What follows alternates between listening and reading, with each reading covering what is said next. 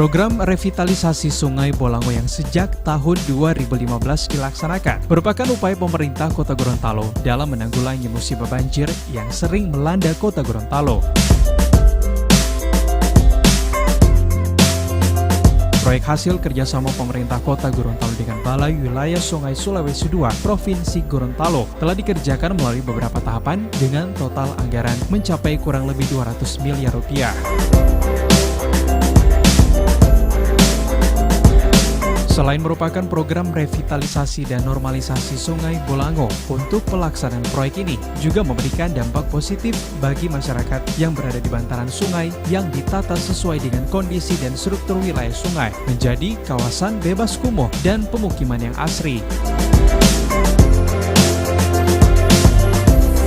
Daerah dan pemerintah pusat, dalam hal ini Kementerian PU, wabil khusus Balai Sungai, senantiasa mewujudkan apa yang menjadi harapan masyarakat, yang senantiasa saya sampaikan di mana-mana, bahwa saat ini pemerintah daerah bersama-sama dengan pemerintah pusat melakukan upaya-upaya yang sangat maksimal agar Kota Gorontalo ini tidak lagi dilanda oleh bahaya bencana berupa banjir, baik banjir setempat maupun banjir kiriman, Bapak dan Ibu sekalian.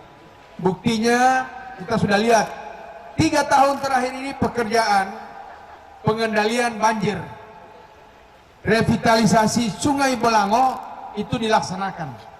Memang kenapa agak tersendat sedikit, tahun lalu memang belum banyak pekerjaan konstruksi yang dilakukan. Kami fokus pada pembebasan lahan. Jadi kendala utama yang dihadapi oleh pemerintah daerah bersama-sama dengan Balai Sungai yaitu pembebasan lahan, baik kiri maupun kanan.